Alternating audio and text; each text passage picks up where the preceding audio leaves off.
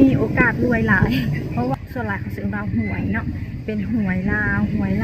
ถ้าถึกพันกีบถึก2 บาททุกคนได้400 ล้านกีบถ้าเป็นเงินบาทก็ประมาณ600,000 บาทเนาะทุกคนเนาะผ่านสีไปกินทุกคนเลยเป็นรถอันนี้เนาะรถดามในแต่ละนามซัดกับซีมีตัวเล็กออกไปอีกคือแบบเล็กปลาน้อยนี่เนาะเล็กปลาน้อยแต่เล็กกบเนาะ24นักโชว์คือมี8,000คนซี่สบายดีทุกคนมาพบกับสีแล้วในซ้ำสีใส่กระทงสบายดียามแดงทุกคนมือนี้แม่นสีขาเล็กเด้อขายเล็กลาวทุกคนเขาซื้อว่าเล็กลาวแต่ว่าส่วนหลายเขาซื้อเราหวยเนาะเป็นหวยลาวหวยไทยเล็กลาวเล็กไทยอะไรเนาะอยู่ไทยแม่นสีออกเดือน1-2เถื่อเลยนะทุกคนเนาะวันที่1กับวันที่16แม่นบอก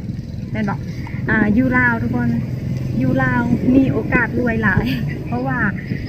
ทิศ1ออก3เถื่อก็คือวันจันทร์วันพุธแล้วก็วันศุกร์ทุกคนเนาะกันเดือน1กันหลายเติบแล้ว3 4 12 12เถื่อออกเลยทุกคนเดือน1นะจังซ้ำได้แม่เบอร์12ค่ะ3 4 12 13 14 15ประมาณ15ปุ๊บแหละเดือน1 15เถื่อ14 15เถื่อทุกคนก็คือมีโอกาสรวยหลายเนาะทุกคนเนาะเมื่อนี้สีกสิมาแนะนำหวยลาว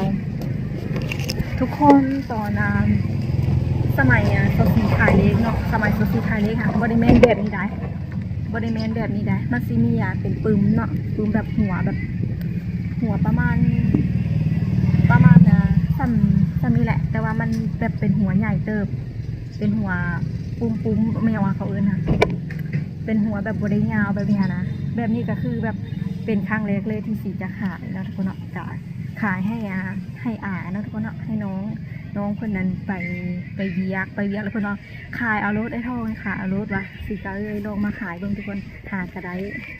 หน่อยนึงหากระไดขายบิดเลยนะทุกคนถ้าสิเป็นยาวๆเลยทุกคนตะกี้ค่ะถ้าแบบใบเป็นค่ะอยู่บาสยาสิขายเป็นเลขไทยเนาะเลขไทยแล้วก็สีเอาใบไปนี่แหละนะครับมายุคนี้ทุกคนมายุคนี้ก็คือตอนนี้ก็ปี2025แล้วเนาะอันนี้คือขายเป็นเลขลาวเลยแต่อันนี้ก็ซื้อเลยทุกคนเลยซื้ออันนี้ค่ะหัวเท่าไรเราหัว3,000บนหัว5,000นี่แหละหัว5,000คือว่าแต่มันสีหนาคนนี้นะคนน้องคนจืดอีเด้มาเบิ่งกันทุกคนว่ามือในโซซีได้ขายหรือบ่นะทุกคนเนาะมาลุ้นน้ำกันเพราะว่าอันนี้เป็นครั้งแรกเลยแต่สิก็เคยขายน้ำน้องเนาะเคยขายให้น้องเพราะว่าน้องว่าเฮียนขายไม่ไอ้ท่องนะเพราะว่าเพิ่นสิไปยี่ยังเด็กพอดีมื้อนี้เพิ่นไปแล้วก็โซซีและสิขายให้เพิ่นนะทุกคนเนาะจะหาก็ได้ขายอยู่บินนึงมาเบิ่งกันว่ามื้อนี้โซซีที่ได้ขายหรือบ่เนาะเดี๋ยวสิจะแนะนำให้เบิ่งเนาะทุกคนเนาะเทียนอันเองโซซีก็เทียของหน้าอะไรทุกคนเลยแต่ว่ามันอยากเก่าแล้วมันจะเก่าเลยเนาะ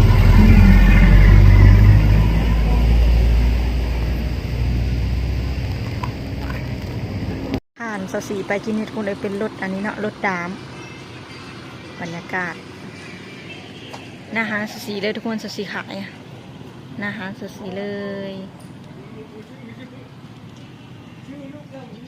บรรยากาศยามแรงทุกคนตอนนี้เป็นเวลาอยู่ประมาณ5 โมงนี่แหละ5 โมงสีเอาโตอันนี้มาตั้งตั้ง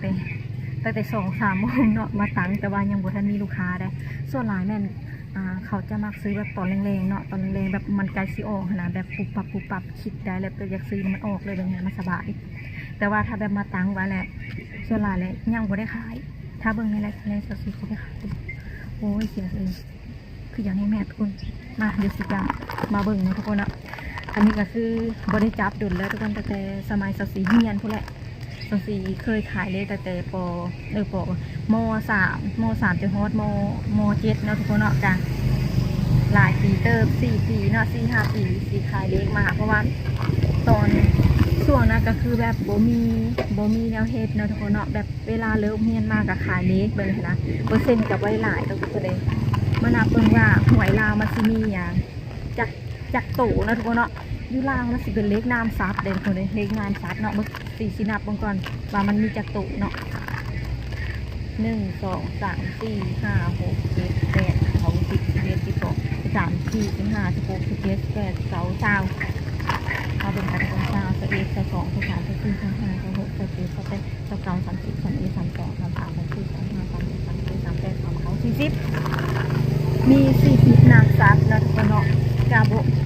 กับโบคืออยู่ไทยเนาะทุกคนอยู่ไทยแหละสิขายจะเป็นเลข6ตัวบ่แต่ก็มีเลยนะทุกคนแบบหวยเป็นอย่างเขาเอิ้นนะหวยใต้ดินแบบหวยใต้ดินที่ว่าเขาจดเอานะแบบบนล่างไปเนาะแบบคูณร้อยบ่ไปเนี่ยนะก็เคยเห็นอยู่แต่ว่ายังบ่เคยซื้อจะคือได้อยู่ไทยได้มีแต่เคยซื้อแบบเป็นลอตเตอรี่เนาะลอตเตอรี่แบบมันเป็นใบเลข6ตัวเลยนะคะแต่ก็บ่เคยถึงจะเทื่อดอกนี่ทุกคนจะมีแบบนี้นะเป็นปลาน้อยเลขหอยเลขห่านแบบนี้นะนกยูงสิงเสือหมูกระต่ายช้างเต้าลิงแบบนี้เด็กคนนี้มันเป็นเลขแบบนี้แล้วก็อยู่ในแต่ละนามสัตว์ก็สิมีตัวเลขออกไปอีกคือแบบเลขปลาน้อยนี่เนาะเลขปลาน้อยก็สิเป็นแบบ01เอาแม่นว่า014181แบบนี้เป็นเลขปลาน้อยแล้วก็มันสิมีแบบสามตัวเลขนะ3ป้องว่าแล้วก็3ป้องเนาะ3ป้องก็มีอยู่ซาวนามสัตว์อันนี้2ป้องแล้วจะมีอยู่ซาวคือกันอยู่ทางเมิดนี้มีอยู่40ตัวเลขโอ้ยบ่แม่น40อันนั้น40นามสัตว์กะหลายเติบทุกคนเองเวลาซื้อก็อาจจะแบบอยากยากแน่เนาะทุกคนนะแบบเปอร์เซ็นต์สิได้นะแต่ถ้าว่าแบบเขามีฝันเด็ดฝันดีก็คือแบบบลองกับบุหูทุกคนบางทีอาจจะทุกเงาทุกคนนี้มาปีนี้เนาะมาปีกายเนี่ยบอกเขาเริ่มค่ะนะเริ่มมีเลข6ตัวนี่ทุกคนมาสิเป็นแบบนี้เนาะนี่อันนี้เป็นกฎอะไรแบบเขาเอิ้นมาอย่างดิจิตอลบอกหวยดิจิตอลแต่ว่ามันเป็นหวยของพัฒนาบอกเนี่ยหวยทันสมัยดาวฟ้าอันนี้มันสีเลข6ตัวทุกคนถ้าว่าถึก1,000กีบเลข6ตัวก็จะได้อยู่400 ล้านเนาะตัวเนาะ400 ล้านแต่ต้องถึก6ตัวเลยได้ถูก6ตัวแล้วก็เลียนไปเลยได้บ่แม่นได้ซับกันนะซับกันก็บ่ได้อีกต้องเลียนกันทุกตัวป้อง1,000กีบได้400 ล้านถ้าป้อง 2,000ก็ได้800 ล้านคนป้อง1ได้ป้องละ1,000ถ้าป้อง2ก็800ถ้าว่าเขาถือเลข6โต๊ะถ้าถือเลขเดี๋ยวสิไปเอามาก่อนเพราะว่ามันมีอยู่ใบนะแต่ว่าซีนอันนั้นออกแล้วเดี๋ยวสิดูกันเดี๋ยว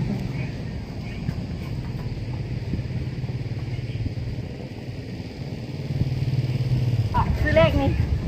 ก็ซื้อเลขแล้ว เลขอย่างก็ได้นะมันออกอยู่นะ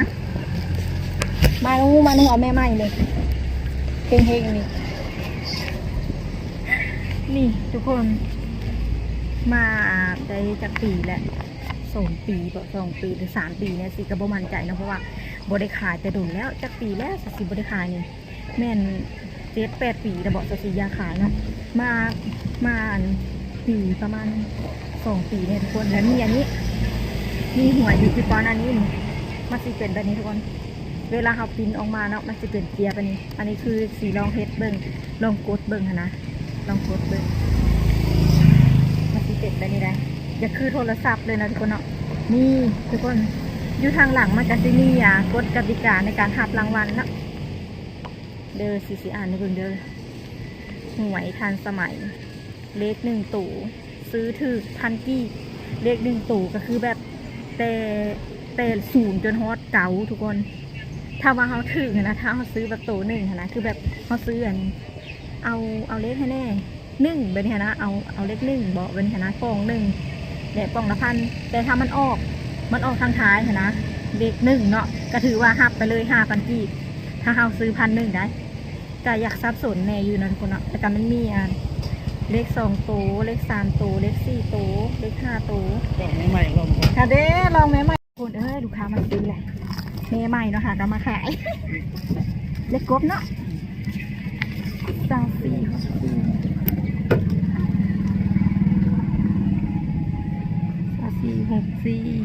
เอานั้นเอาลัก2ใช่ลัก2ลัก2คือมี8,000224 เนาะ264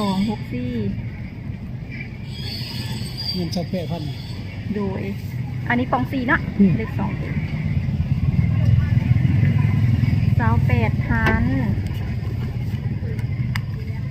โอเคค่ะเฮงๆหมันๆนะคะ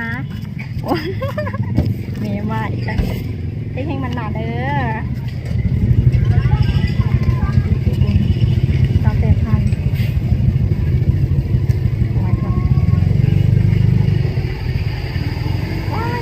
คนได้ลูกค้าแล้วหากระได้ส่งดี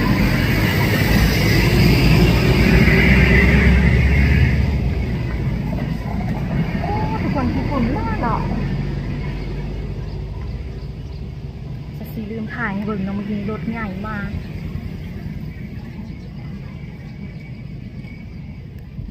บรรยากาศยังเบิ่งทุกคนไปกันนะเดี๋ยวเอาไปใส่เลยจีอาโซฟีลืมเลยลูกค้ามาแล้วเลยลืมเลยปะเลยอันนี้ก็คือว่ามันซื้อมีใบอะไรออกมาแบบใบแบบเสียคือแบบ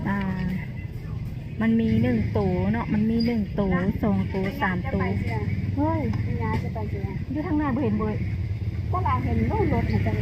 คนเข้าสามมาเฝ้าสีอยู่ดาหารเพิ่นว่าโหหากะมาได้ทุกคนเลยเพิ่นหากะมาแต่เฮือนเนาะเพิ่นนั้นหาสีบ่เห็นติบ่นั่นไปแล้วบ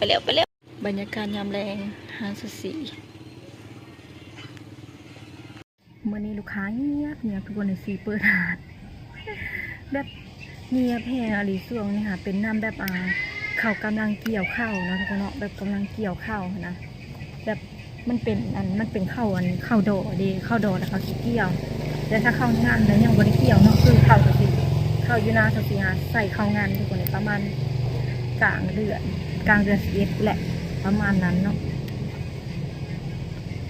นี่แหละทุกคนเล็กก็จะประมาณนี้แต่ว่าหวยไทยนี่เนาะเขาขายใบนี่เท่าไรทุกคนใบละ100บอกใบละ100 บาทอยู่นี่ค่ะเนาะถ้าคิดไรเฉลี่ยกันเริ่มต้น1,000 กีบก็ยุบตกอยู่ประมาณไรเฉลี่ยแล้วก็2 บาทนะ2 บาทค่ะทุกคน1,000ป้องละ2 บาทเนาะป้องละ2 บาทเลข6 ตัวจะได้อยู่400 ล้านกับประมาณ6ประมาณ6เท่าไหร่วะประมาณ6เท่าไหร่วะ6แสนบ่แม่นบ่แม่นบ่6แสนเบิ่งสิเบิ่งก่อนทุกคนสีคิดไลน์มาแล้วนะทุกคนเนาะเดี๋ยวสิจะบอกเนาะรางวัลอันนี้คือรางวัลเลข6 ตัวเนาะเลข6 ตัวก็คืออยู่ไทยนี่แหละที่ว่าแบบขายเป็นลอตเตอรี่เนาะ6 ตัวก็เนี่ยนะทุกคนเนาะเดี๋ยวสิจะมาบอกรางวัลเนาะทุกคนเนาะรางวัลเลข6 ตัวเนาะแต่เลข6 ตัวเลข5 ตัวเลข4 ตัวเลข3 ตัว2 ตัว1 ตัวนะทุกคนเนาะแบบเฮาถือนะเฮาถือ1,000 กีบคือแบบเลข1 ตัวเนาะถ้าถือ1,000 กีบ1,000 กีบกับ2 บาทเนาะถ้าถือ2 บาทจะเขาซีคือเงินให้10 บาทก็คือ5,000 กีบเฮาถ้าเลขเป็นเลข2 ตัวเลข2 ตัวถือ1,000ได้1,000ได้60,000 กีบ60,000 กีบถ้าเป็นเงินบาทจะคิดไรเฉลี่ยเลยก็คือ100 บาทเลยก็ได้นะทุกคนละอันนี้เลข3 ตัวถ้าถือ1,000ถ้าถือ1,000 กีบแม่นได้500,000 กีบถ้าเป็นเงินบาทประมาณ800 บาทแล้วก็เลข4 ตัวถ้าถือ1,000 กีบเลข4 ตัวเนาะถือ1,000 กีบ2 บาทนั่นแหละถ้าถือ2 บาทได้เงิน5 ล้าน กี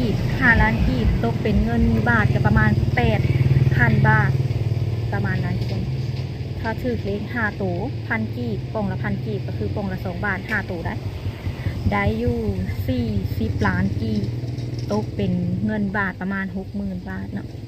และก็เลข6 ตัวถ้าถือ1,000 กีบถือ2 บาททุกคนได้400 ล้าน กีบถ้าเป็นเงินบาทก็ประมาณ600,000 บาทเนาะทุกคนเนาะเลข6 ตัวได้เลข6 ตัว2 บาทถึง2 บาท400 ล้านทุกคนมาเด้อมาซื้อเด้อใครอยากรวยเนาะนอนฝันเอานี่เป็นเลขนามซัดนะทุกคน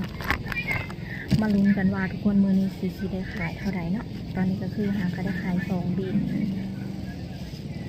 มาดูกันว่าสดจะได้ขายไหม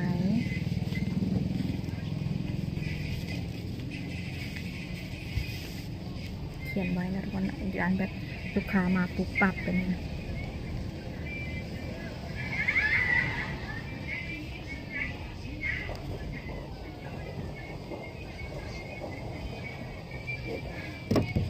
ขียนแบบนี้นะ